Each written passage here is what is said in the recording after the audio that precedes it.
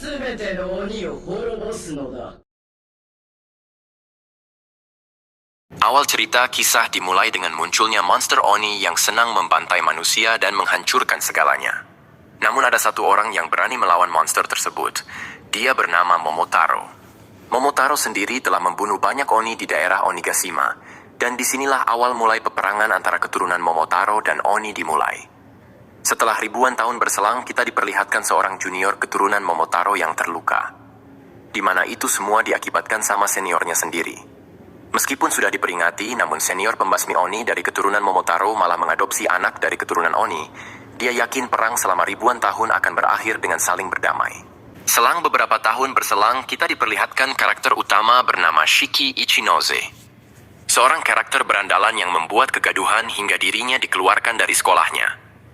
Setelah mendapatkan kabar dari temannya atas dirinya yang dikeluarkan, ayah angkatnya yang bernama Tsuyoshi Ichinose tiba-tiba muncul dan langsung menghajar Shiki dan memarahi habis-habisan.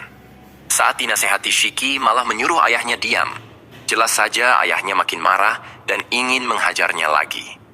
Keluarga Ichinose ini memiliki usaha minuman alkohol. Meski begitu, Shiki tak menyukai usaha tersebut karena dia lebih memilih jadi penjual senjata deh, sebab banyak senjata di kamarnya. Ketika Shiki merasa senang sebab Tsuyoshi bukan ayah kandungnya, Tsuyoshi terlihat kesal dan menyuruh Shiki jangan bilang seperti itu lagi sambil meninggalkannya. Di sini Tsuyoshi sangat menyayangi Shiki bisa dilihat dari foto masa kecilnya yang dipajang di toko. Saat Tsuyoshi pergi buat mengantarkan barang pesanan, Shiki melihatnya dan berharap dia diadopsi sama orang kaya. Namun hal yang tak terduga tiba-tiba terjadi saat sebuah ledakan muncul. Tak sampai di situ saja, Shiki yang berada di lantai atas juga ditarik turun sama hewan aneh berwarna hitam. Ketika Shiki masih bingung sama apa yang terjadi, muncul pria aneh yang menyebut namanya. Tiba-tiba boom, mobil yang dikendarai Tsuyoshi menabrak pria tersebut dan Shiki diminta segera masuk ke dalam. Setelah itu Tsuyoshi langsung pergi sejauh mungkin. Kalau bisa keluar kota sebab nyawa Shiki terancam. Shiki sendiri masih bingung dan bertanya apa yang telah dilakukan sama ayahnya tadi. Orang itu pasti mati. Namun ayahnya bilang tidak mungkin. Tsuyoshi lalu memberitahu rahasia yang selama ini disembunyikan kalau Shiki merupakan keturunan Oni sedangkan pria tadi keturunan Momotaro yang sedang mengincar nyawanya. Saat Shiki masih tak percaya, tiba-tiba mereka kembali diserang sama kabut hitam aneh. Akibat serang tersebut, mobil yang mereka kendaraan harus terhenti di sebuah area pabrik terbengkalai hingga meledak. Ketika Tsuyoshi mencari keberadaan Shiki, dia sudah duluan dibawa sama kabut hitam yang membawanya masuk ke dalam sebuah gudang dan membuat Tsuyoshi menjadi marah. Di dalam gudang terlihat Shiki yang diikat layaknya mangsa dari seekor laba-laba. Kemudian kita diperkenalkan sosok yang menculiknya. Dia bernama Samidare Momoya yang merupakan agensi Momotaro yang memiliki misi dalam membunuh para keturunan Oni. Saat itu muncul Tsuyoshi dan langsung bercerita, selama ribuan tahun Oni dan Momotaro telah berperang, hingga sampai diwariskan ke generasi saat ini. Para keturunan Momotaro sendiri membentuk agensi untuk menumpas para keturunan Oni yang bersembunyi di masyarakat. Di sini Momoya segera menyerang Tsuyoshi yang selalu mengganggu tugasnya. Namun dengan mudah Tsuyoshi menangkis serangan tersebut menggunakan pedang kabut hitam juga. Ternyata selama ini Tsuyoshi telah menyembunyikan identitas aslinya kepada Shiki, di mana dia juga merupakan mantan anggota Momotaro dan merupakan senior dari Momoya. Kekuatan dari keturunan Momotaro sendiri adalah bisa membuat senjata menggunakan kabut hitam. Meskipun Tsuyoshi merupakan keturunan Momotaro, namun dirinya telah lama meninggalkan nama tersebut setelah dia keluar dari agensi. Momoya lalu mengingatkan Tsuyoshi betapa berbahayanya Oni. Tapi Tsuyoshi tak berpikir seperti itu.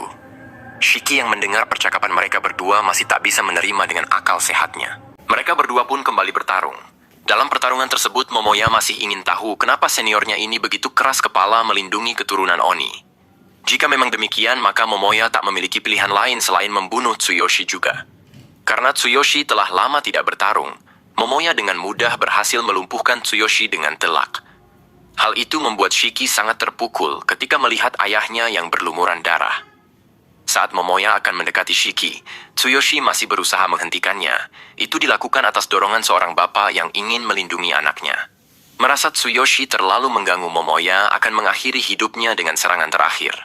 Shiki yang akan melihat ayahnya mati di depan matanya merasa tak berguna karena tidak bisa berbuat apa-apa. Saat itu kemarahan Shiki mulai memuncak, matanya mulai berwarna merah. Tak hanya itu saja, di sekujur tubuh Shiki juga mengeluarkan banyak darah.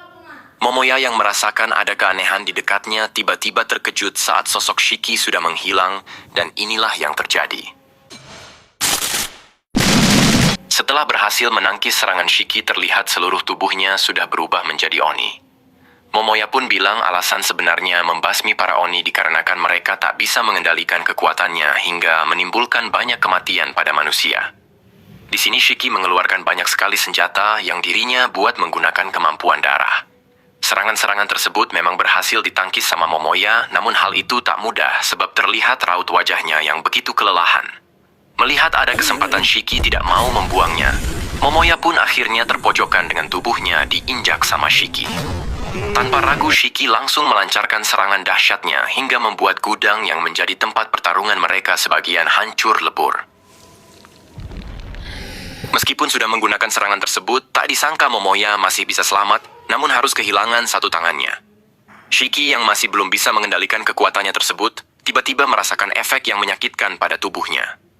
Ketika Shiki mulai kembali ke bentuk manusia, dirinya terlihat bingung sebenarnya apa yang telah terjadi.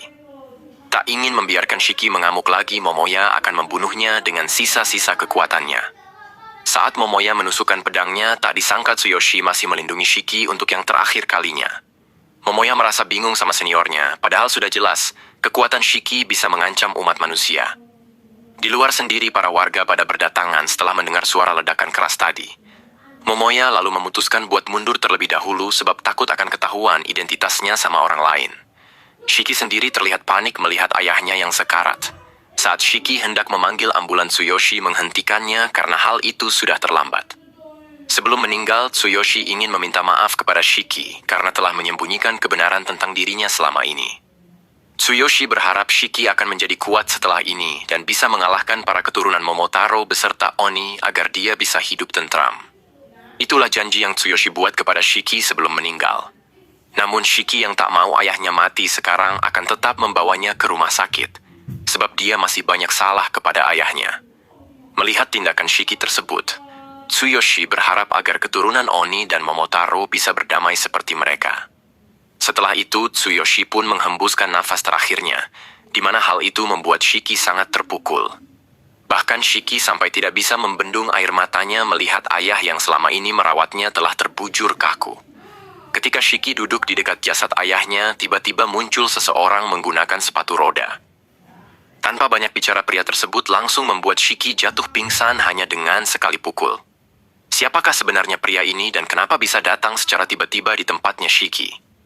Di tempat lain, para petinggi keturunan Momotaro telah mendengar kabar kegagalan Momoya dalam membunuh Shiki. Terlihat para tetua ini layaknya seorang mumi yang hanya bisa duduk di tempatnya dengan tubuhnya penuh sama perban. Para tetua ingin agar agensi Momotaro segera membunuh semua Oni yang bersembunyi di masyarakat sebelum mereka membangkitkan kemampuannya. Film pun ditutup sama Shiki yang sudah dibawa ke sebuah ruangan kosong dengan tubuhnya yang telah diikat. Apakah orang yang membawa Shiki merupakan seorang Oni juga ataukah malah agensi Momotaro? Sayangnya film harus bersambung sampai di sini.